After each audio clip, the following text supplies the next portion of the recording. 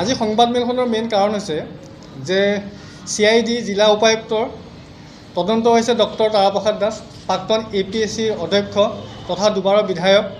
তেওঁ ভুল তথ্যৰে তেওঁ বৰপেটাৰ পৰা নমচুদ্ৰ বুলি এখন জাতিগত প্ৰমাণপত্ৰ ওলাইছিলে আৰু তেওঁ ৰাতিটোৰ ভিতৰতে অনুসূচিত জাতি লোক হৈ গৈছিলে।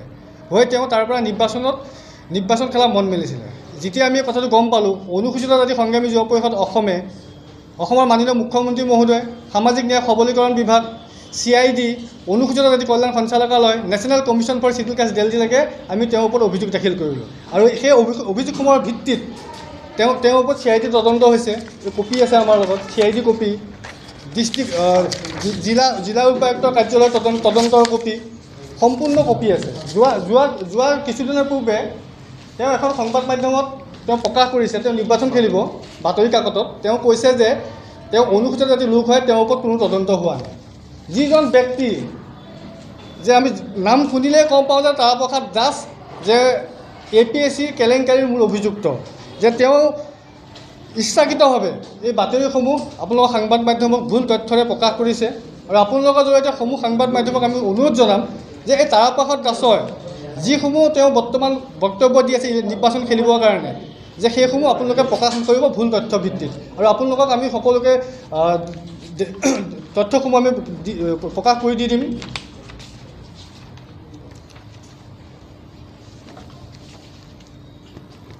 RTI তথ্যমতে আমাৰ সংগঠনৰ অভিযোগ ভিত্তিত যোৱা 18/8/25 তাৰিখে ইংৰাজী ECF নং 689771/44 পত্ৰযোগে বৰপেটা আয়ুক্ত তদন্ত কৰি প্ৰতিবেদন দাখিল কৰিছে অসম চৰকাৰৰ সামাজিক ন্যায় সবলীকৰণ বিভাগে নিৰ্দেশ দিছে।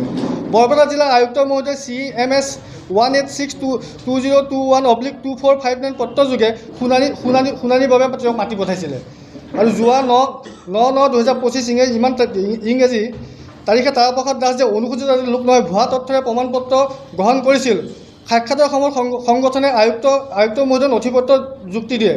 বৰপেটা জিলাত অনুসূচিত জাতি পৰিষদ আৰু সংগঠনৰ লিখিত আকাৰত তথ্যসমূহ দাখিল কৰে। ডক্টৰ তাৰাপ্ৰসাদ দাসেও CMS/2021/249 দিনাংক 19/9/2005 তাৰিখে শুনানিত আত্মপক্ষৰ সমৰ্থন লিখি আবেদন দিছিলে। জিলা আয়ুক্ত মহোদয়ৰ তথ্য চালি চাই 8/10/2000 ইংৰাজী তাৰিখে CAG 1/2022/324 নং পত্ৰযোগে তদন্ত প্ৰতিবেদন দাখিল কৰে সামাজিক ন্যায় সবলীকৰণ। আৰু উপায়ুক্ত মহোদয় সেই পত্ৰযোগে তেওঁ অনুসূচিত জাতিৰ লোক নহয় বুলি তেওঁ ভুল তথ্যৰে তেওঁ জাতিগত প্ৰমাণপত্ৰ লৈছে জালিয়াতি কৰিছে বুলি সেই তথ্য প্ৰকাশ হৈছে। তদন্ত প্ৰতিবেদন তাৰা দাসে জালিয়াতিৰে অনুসূচিত জাতিৰ প্ৰমাণপত্ৰ লোৱা বুলি এইটো উল্লেখ কৰি দিছে। যে তাৰ পিছতে আহিলে যে CID SP অনুৰোধা দেৱী ডাঙৰীয়াই ECF নং 3212158/2023/65 ডেট 1/12/2026 তাৰিখে তাৰাপ্ৰসাদ দাসে অনুসূচিত জাতি নহয় বুলি সেই কথা তদন্ত প্ৰতিবেদনত উল্লেখ কৰে। মানে CIDও তেওঁক অনুসূচিত জাতিৰ লোক নহয় বুলি সেই তদন্ত প্ৰতিবেদনত উল্লেখ কৰিছে। এতিয়া কথাটো হ'ল যে তাৰাপ্ৰসাদ দাসে অকল অনুসূচিত জাতিকেই নহয়, তেওঁ সুপ্ৰিম কোৰ্টৰ যিটো গাইডলাইন আছে 1994 মাধুৰী পেটেলৰ, সেইটো সম্পূৰ্ণৰূপে তেওঁ ভাইলেট কৰিছে। যে ইয়াৰ পৰা আমি মাননীয় মুখ্যমন্ত্ৰী মহোদয় আৰু আৰক্ষী প্ৰধান মহোদয়ক আমি আপোনাক অনুৰোধ জনাম, লগত দাবীও জনাম যে অতি শীঘ্ৰে তাৰাপ্ৰসাদ দাসক যে সুপ্ৰিম কোৰ্টৰ গাইডলাইনত তেওঁ উলংঘা কৰিছে, তেওঁক অতি শীঘ্ৰে গ্ৰেপ্তাৰ কৰিব লাগে আৰু জেল হাজোলৈ প্ৰেৰণ কৰিব লাগে। হ'ল যে তেখেতে তদন্ত হোৱা স্বত্বেও তদন্ত নোহোৱা বুলি কৈছে। তেখেতে তদন্তৰ প্ৰতিবেদন নিজেই দিছে তাৰাপ্ৰসাদ দাসে। এইখন তাৰাপ্ৰসাদ দাসৰ এনকুৱাৰী তেখেতে শুনানিত হাজিৰ হৈছিলে। তেখেতে লিখিত প্ৰতিবেদন দিছে। তৎসত্ত্বেও তেখেতে কৈছে তেখেতৰ তদন্ত হোৱা নাই।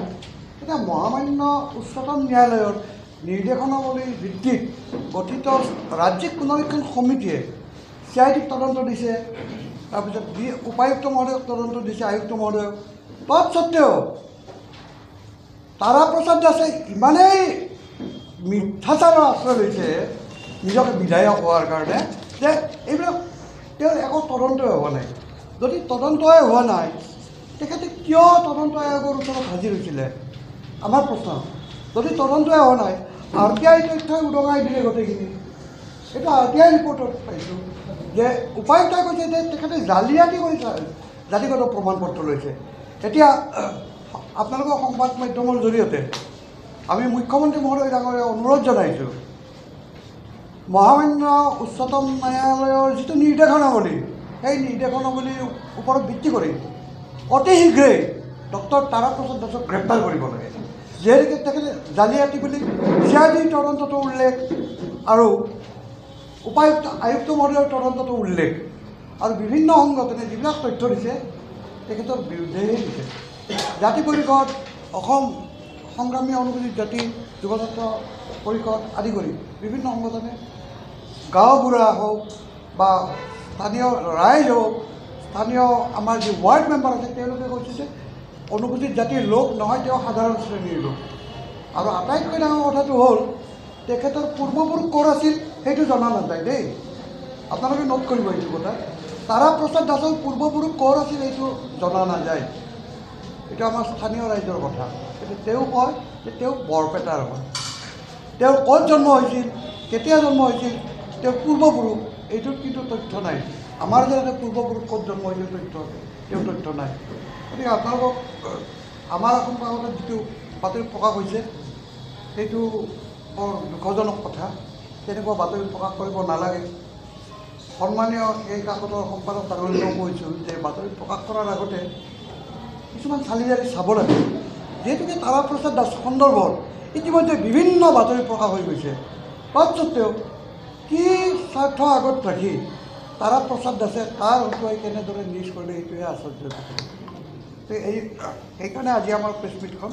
গতিকে আমি CID তদন্ত কি হৈছিলে RTI তথ্যমতে আমি পাইছোঁ, উপায়ুক্ত RTI তথ্যমতে পাইছোঁ, RTI তথ্যটোহে প্ৰকাশ কৰিছোঁ। আৰু ইতিমধ্যে বেচৰকাৰী সূত্ৰে আপোনালোকক জনাইছোঁ যে এই সন্দৰ্ভত সঞ্চালক মহোদয়, অনুসূচিত জাতি আৰু অন্যান্য পিছপৰা শ্ৰেণী বিভাগৰ সঞ্চালক মহোদয় আৰু ৰাজ্যিক পুনৰীক্ষণ সমিতিৰ সদস্য তেখেতক এখন পত্ৰ প্ৰেৰণ কৰিছে যে উইদিন দিছ পিৰিয়ড আপুনি আমাক জনাওক যে আপুনি কি কাৰণত জাতিগত প্ৰমাণ পত্ৰ লৈছিল, আপুনি অনুসূচিত জাতি নোহোৱা স্বত্তেও। তৎসত্ত্বেও এইটো বাতৰি প্ৰকাশ হৈছে, বাৰু আমাৰ বেয়া লাগিছে। সেইকাৰণে আপোনালোকক আমি মাতি আনি গোটেইখিনি তথ্য আজি ৰাজহুৱা কৰিলোঁ। ধন্যবাদ।